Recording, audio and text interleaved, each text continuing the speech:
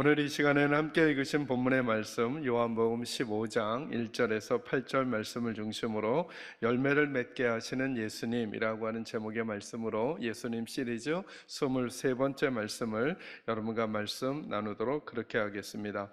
오늘 본문의 말씀들은 우리들이 익히 잘 아는 본문 중에 하나입니다. 그런 그 본문의 말씀들이 담고 있는 이야기를 예수님이 우리에게 누구이신가에 대한 부분을 집중해서 여러분과 좀 나누고자 합니다. 예수님이 우리에게 어떤 분이신가를 설명하는 구절부터 먼저 읽을까요?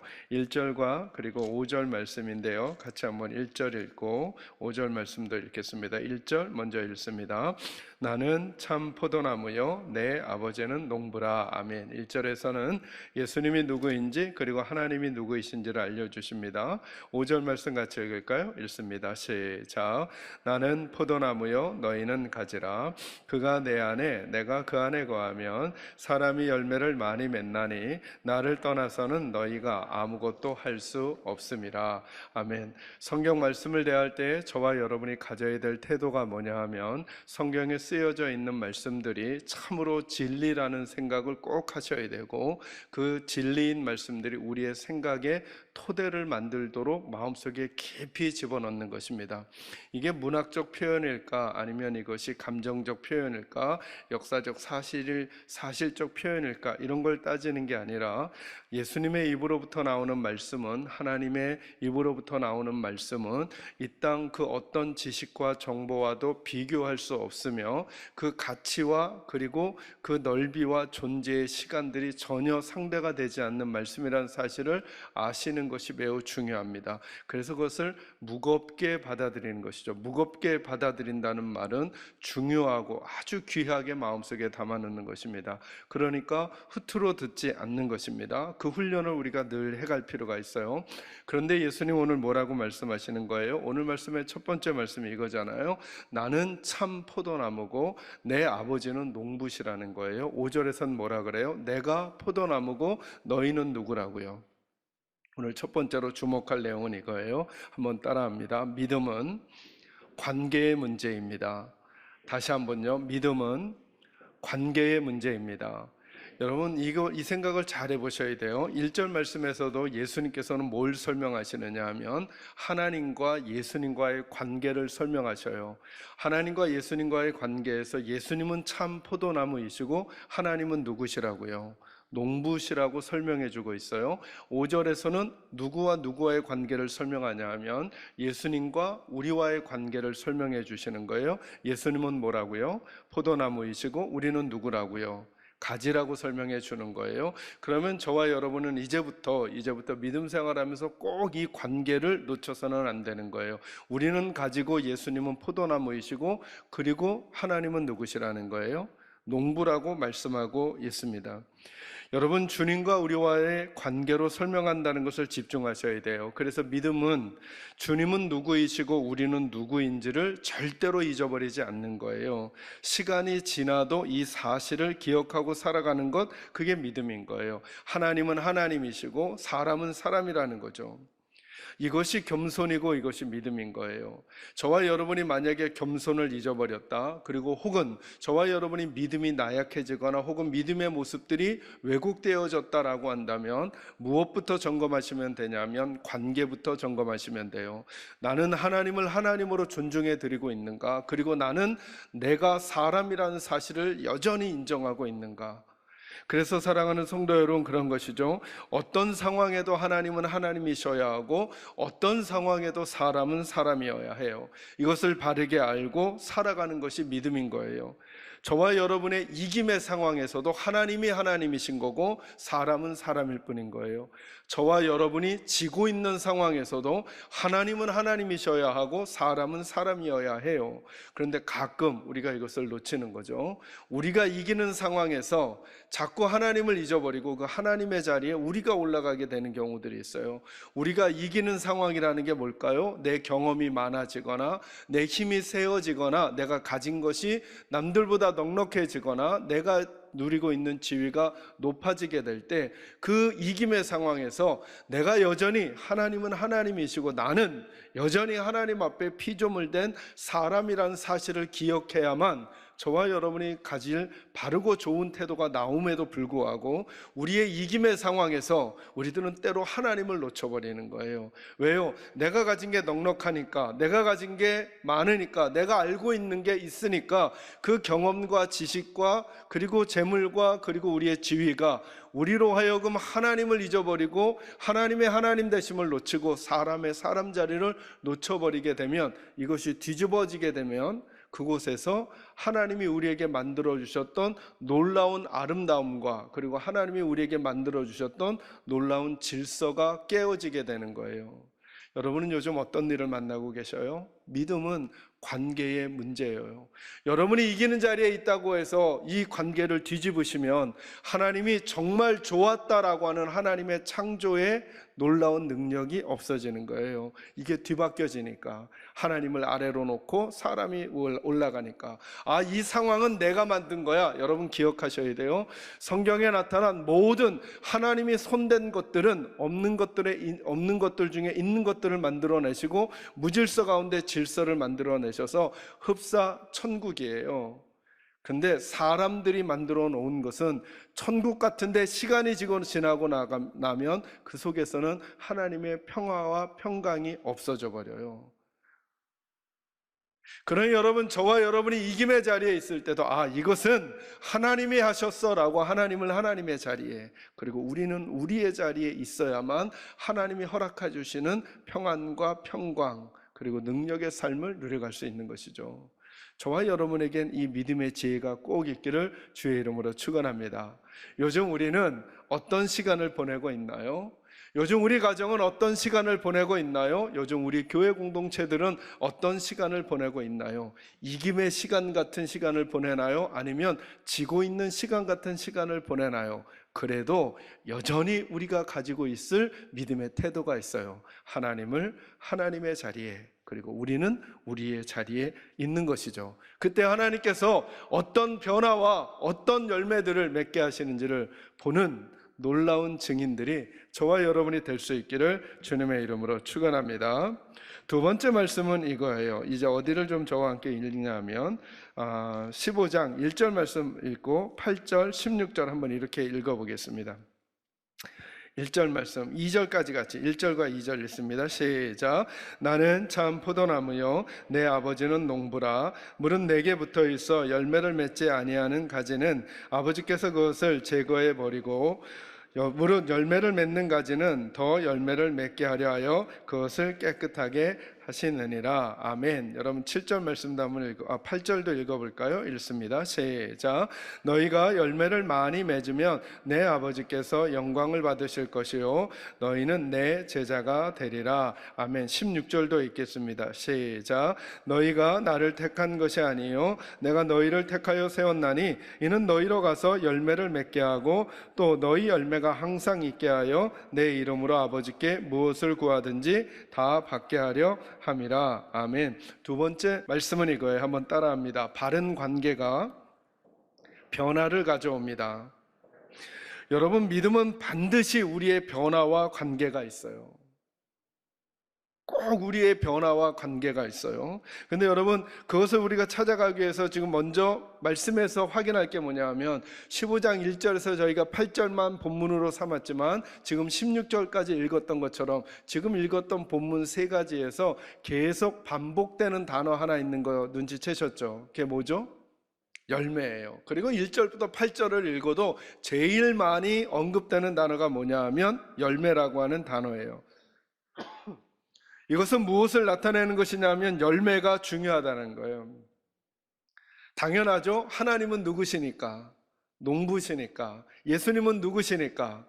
참 포도나무이시니까. 이 이미지가 가지고 있는 게 뭐냐면 농부는 뭐에 대한 관심이 많겠어요? 나무는 뭐에 대한 관심이 많겠어요? 열매에 대한 관심이 많다는 거예요. 그 열매라고 하는 게 뭘까요? 그것을 설명하기 전에 먼저 저와 여러분이 생각해야 될 게 뭐냐면 하나님께서 기대하시는 게 있다는 거예요. 우리에게. 이런 표현 잘 생각해 보셔요. 마음속에 잘 담아 놓으셔요. 믿음은 우리가 하나님을 믿는 거의 믿음이에요. 그죠? 근데 성경에는 하나님이 우리를 믿으시는 부분들이 많이 있는 거예요. 그것은 믿음이라고 하는 것보다는 하나님의 기대이시며 하나님의 꿈이라고 할 수 있겠죠. 하나님이 우리를 향해서 우리를 믿으시고 우리에게 기대하시고 우리에게 꿈꾸시는 게 있어요. 그게 오늘 요한복음 15장 1절 이하의 말씀에서는 계속 어떤 단어로 설명되냐면 열매라고 하는 단어로 설명되고 있다는 사실이에요. 여러분, 우리는 하나님의 자녀가 될 뿐만 아니라 하나님의 자녀로서 하나님께서 우리에게 열매를 기대하고 계시는 거예요. 이거 이해하는 거 어렵지 않아요. 저와 여러분의 부모된 마음을 생각해 보시면 돼요. 저와 여러분의 부모가 되었을 때, 여러분 자녀가 우리에게 태어났을 때 제일 먼저 생각하는 건 뭐냐면 그 자녀가 내 자녀가 되었다는 것에 대한 기쁨이에요. 그러나 이런 부모님은 한 사람도 없어요. 그러니까 넌 이제 태어났으니까 됐어, 이게 너의 모든 삶의 전부야, 이렇게 생각하는 부모가 없어요. 그 자녀가 태어나면 그 자녀에 대한 기대가 있어요. 어떻게 살아줬으면 좋겠다라고 하는 기대가 있죠. 하나님도 마찬가지신 거죠. 저와 여러분을 예수 그리스도의 구속의 은혜로 하나님의 자녀로 삼아주셨어요. 그리고 우리에게 기대하시는 게 있어요. 그 기대하시는 게 뭐라고요? 열매라는 거예요. 열매. 우리들에게 있어야 될 가장 중요한 열매가 뭐냐면 저와 여러분의 변화된 성품이에요. 이렇게 말할 수 있죠. 예수님을 닮아가는 거죠. 왜요? 예수님은 포도나무고 우리는 가지니까 포도나무에서 가지에게로 전달되는 게 뭘까요? 포도나무의 것이죠. 포도나무의 것. 포도나무의 것이 나무 가지에 있어야 되는 거예요. 그러니까 예수님을 닮아간다는 게 뭘까요? 우리들의 성품이 예수님이 기대하시는 성품으로 조금씩 바뀌어가는 거예요. 제일 좋은 표현은 물들어가는 거죠. 예수님에게 물들어가는 거예요. 예수님에게 물들어가는 거예요. 구원이라고 하는 것은 예수님을 우리 안에 담은 거예요. 그죠? 예수님을 우리 안에 담아야 돼요. 그 예수님이 우리 안에 담겨지고 나면 해야 될 게 있는데, 담겨진 그 예수님 때문에 자꾸 내 생각과 태도와 자세와 표정이 그 예수님에게 물들어야 되는 거예요. 물이. 예수님을 좋아하고 예수님을 사랑하고 예수님을 아끼면 자꾸 그렇게 돼요. 저와 여러분이 하나님께로부터 들을 수 있는, 우리 예수님께로부터 들을 수 있는 최고의 칭찬이 뭘까요? 넌 참 일 잘해, 넌 참 하나 하라 그러면 두 가지 해, 이런 걸까요? 예수님이 어느 날인가 넌 참 날 닮았어, 넌 참 날 닮았어 라는 말을 듣는 걸까요? 바른 관계는 변화를 가져와요. 관계가 바르게 설정되어 있지 않으면 진짜 그 마음부터 바꾸려고 하지 않아요. 믿음은 반드시 우리의 변화와 관계가 있답니다. 예수님이 우리에게 공급해 주시는 것을 가지고 우리의 삶을 살아가는 것이죠.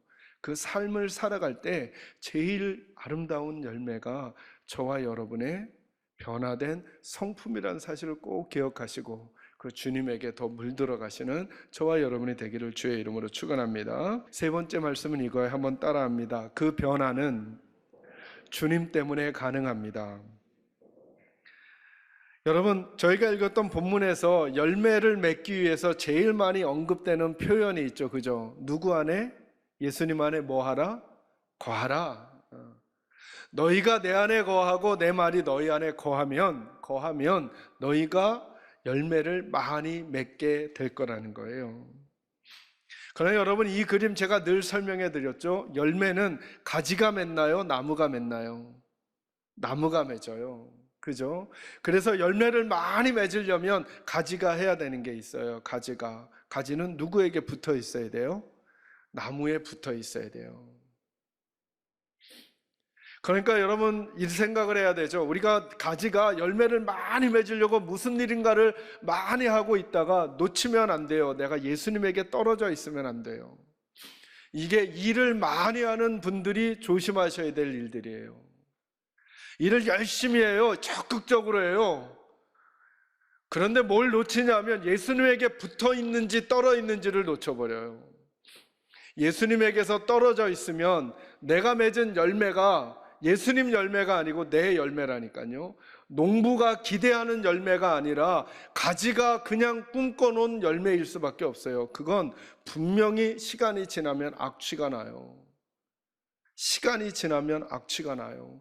예수님이 맺어놓으신 열매가 아니잖아요. 처음엔 뭔가 화려해 보여요. 뭔가 괜찮아 보여요. 그러나 예상하고 계셔야 돼요. 예수님께 붙어서 예수님 때문에 흘러나온 열매가 아니잖아요. 그러면 시간이 지나면 도리어 그 일은 하지 않은 게 나을 뻔한 일이 되어버리고 말아요. 다 알게 돼요. 나도 알게 되고 남들도 알아요. 하나님은 미리부터 알고 계셨던 거죠.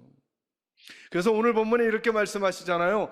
너희는 열매 많이 맺어라, 많이 맺어라, 이 얘기를 하시는 게 아니라 너희는 열매를 꼭 맺어야 한다. 그러기 위해서 더 많이 강조하시죠. 너희는 누구 안에, 내 안에 뭐 하라고요? 거하라, 이렇게 말씀하세요. 내 안에 거하라. 그럼 우리는 자연스럽게 이런 질문이 들어요.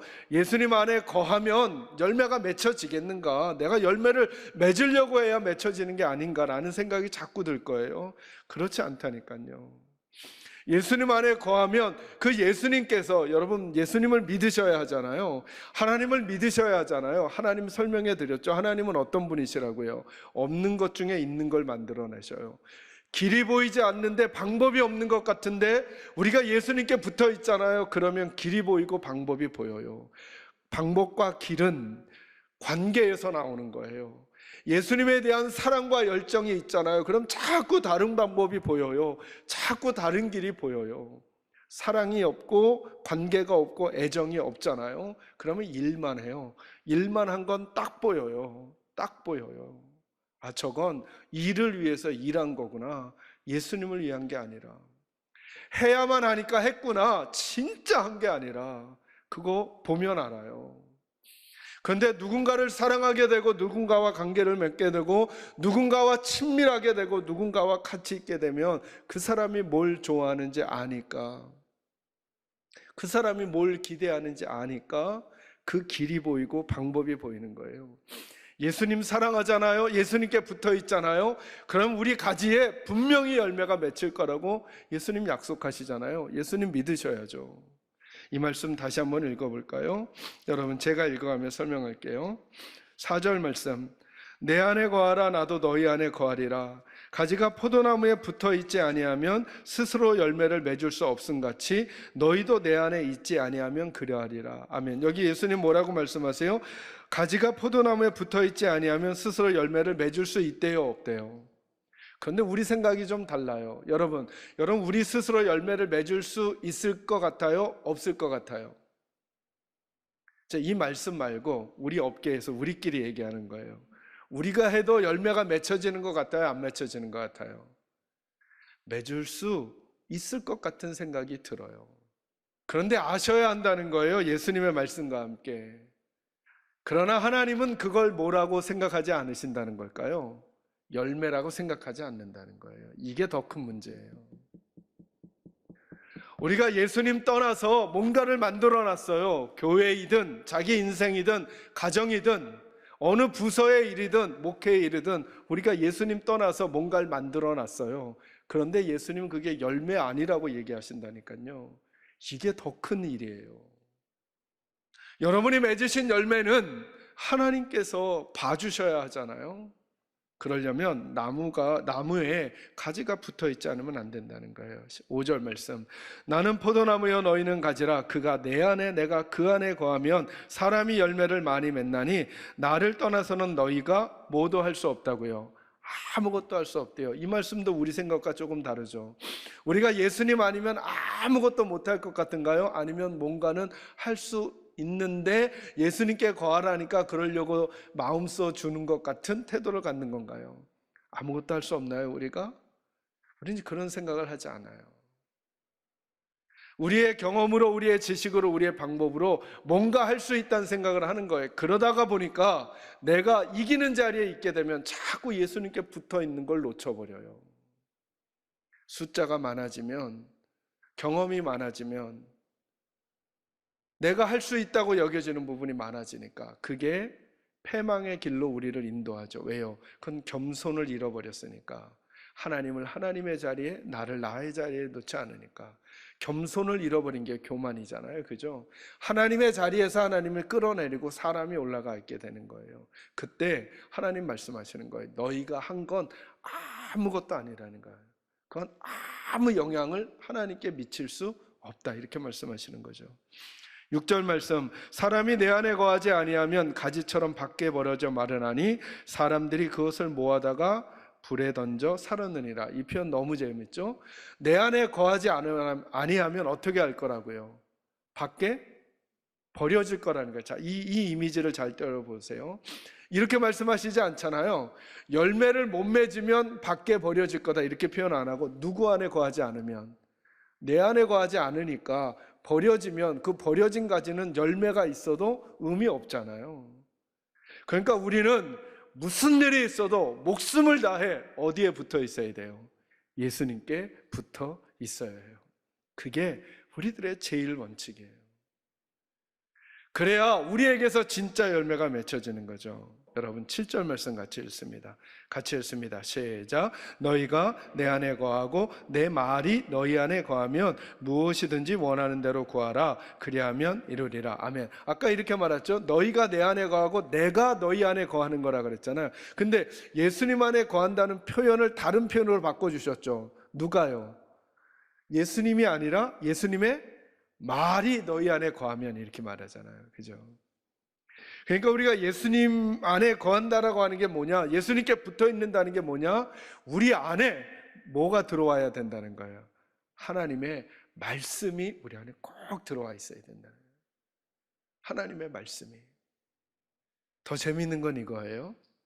그 말씀 잘 읽어보시면 내 말이 너희 안에 거하면 그 다음에 무엇이든지 원하는 대로 구하라. 이게 뭐죠? 기도죠. 기도. 기도와 말씀이 아니고 뭐가 먼저예요? 말씀이 들어오고 기도할 때 능력이 나요. 또 한 가지, 예수님 안에 거한다는 표현을 오늘 본문에서 다른 곳에서도 좀 설명해 주고 있어요. 어디를 보시느냐 하면 9절 말씀 한번 보세요. 같이 읽습니다. 시작. 아버지께서 나를 사랑하신 것 같이 나도 너희를 사랑하였으니 나의, 자, 예수님 안에 거한다는 걸 다시 하나는 말씀 안에 거한다는 걸 표현했고, 또 하나는 뭐에 거한다고요? 예수님의 사랑 안에. 그러니까 한시도 잊지 말라는 거예요. 예수님이 우리를 얼마나 사랑하시는지. 그게 우리가 예수님 안에 거한다는 거예요. 자꾸 예수님에게 거한다는 게 예수님이 우리를 사랑하신 그 사랑을 자꾸 확인하고, 그리고 하나님의 말씀을, 예수님의 말씀을 마음판에 자꾸 새기는 거예요. 그럴 때 우리 삶에서 저절로 자꾸 열매가 맺혀지게 될 거라는 거예요. 열매는 짜내는 게 아니에요. 나무에 붙어 있으면 가지를 통해 나무가 열매를 맺어요. 이 일에 누가 관심이 많으시다고요? 하나님이 농부시라.